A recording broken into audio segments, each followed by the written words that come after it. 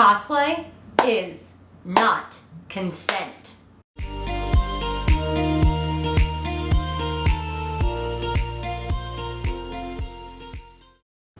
Hello guys, and welcome back to my channel. It is Allie here, and we have a little bit of a new setup today. I'm out in the living room today because I got some new studio lights for my birthday and I wanted to test them out today. So I am still trying to figure them out and work on that and mix in the editing software that I use to see if I can fix it or do anything to it. So please bear with me while we go through this process together.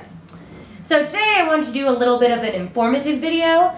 So this is something that every cosplayer deals with, and just anybody who just like goes to a con in general, I feel, deals with this. So today we are going to be talking about how to deal with con creeps and how not to be one. Also, just to note, I do have all of my little notes on my lovely Wonder Woman phone over here, so if you see me looking down at my lap at any point, that's why. So just in general, if you do not know, a con creep is somebody who comes up to you at a con, and this could be any person in the world. It's not anything specific. It's just anybody who comes up to you and makes you feel uncomfortable by speaking to you in a way that you do not enjoy, by shoving a camera in your face, by touching your costumes or props when you did not give them permission to. Basically a person who does not make you feel comfortable. If you ever get that skin crawly feeling around somebody, that probably means that they're a con creep. Alright, so first way to avoid and just kind of steer clear of con creeps is to use the buddy system. Stay in a pack. Now, having a group of friends around or just a group of people that you met that day is always a great thing. It keeps all of you safe. It has extra eyes everywhere around you, and you can be extra eyes for other people as well. In situations like this, if say somebody who is making you very uncomfortable is talking to you, they can pull you away and be like, hey, we have to get somewhere. That happened to me last week at Garden State. A very weird situation was happening, and Katie grabbed me by the arm and pulled me over there with the ruse of, hey, let's fix your wig or fix your, I think it was my hood that she was having me fix. But it got me out of the situation and stopped it for the time being. It also helps when it comes to con creeps taking pictures. One of the telltale signs is someone just coming up and taking photos of you from behind or in front of you without your consent, without you knowing. And if you notice it happening, they still don't stop, you can move into that pack of friends and hide yourself. Not necessarily like hide yourself, but because you don't want to be seen, but enclose yourself so they can't get the picture of what they want. Because they don't deserve it. Friend blockades are wonderful things. And I know sometimes that people will go to cons by themselves as opposed to just going with a group of friends. And for situations like that, and you want to stay in a pack, find a group of people and make some new friends that day. It's always a great opportunity to make new friends, and you can easily find people with similar interests at a convention. There's no way you can't find a friend.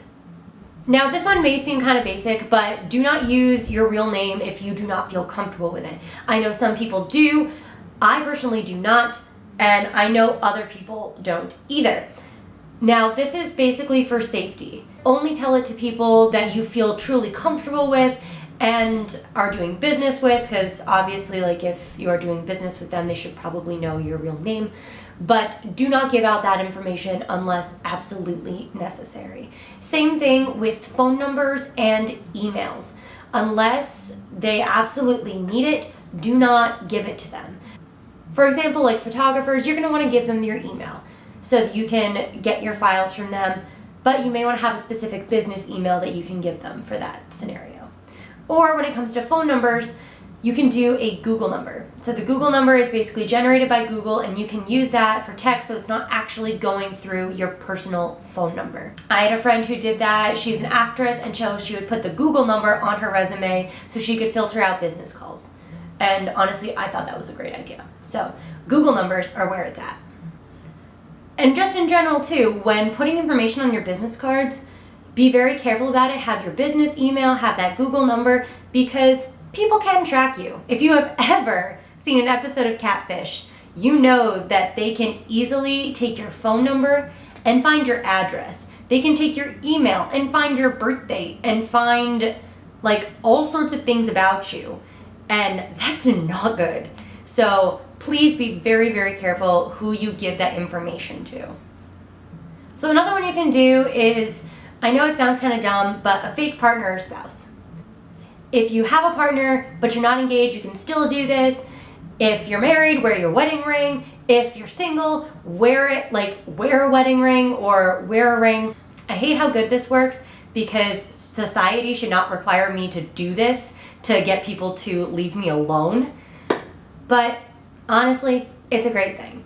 If your cosplay has a wedding ring, if they are married, wear it. It can help. A simple little gold band can go a very long way. If you have that opportunity, if you feel like you want to do that, do it, because it does work.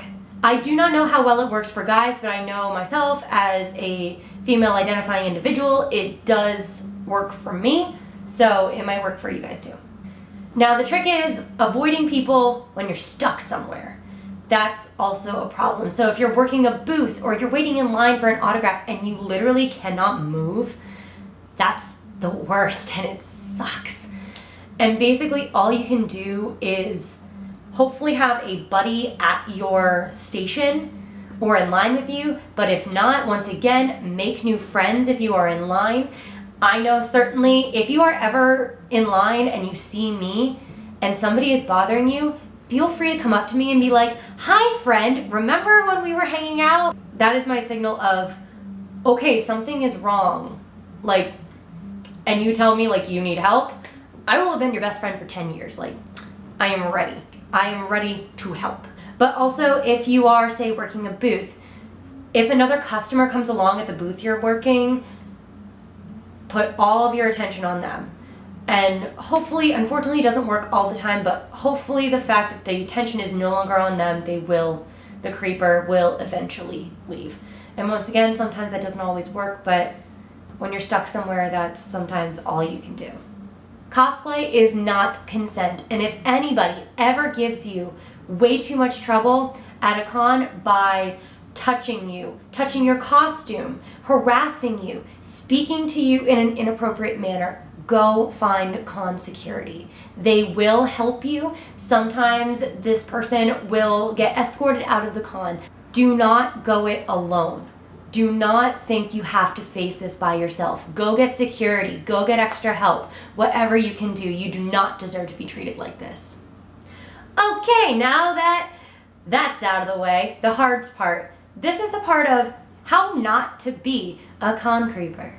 The more you know. So going back to what I just said, cosplay is not consent.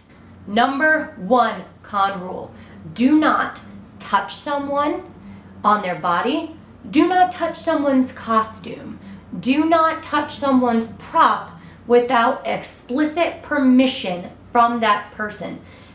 Even if you know them, do not do it. Just don't.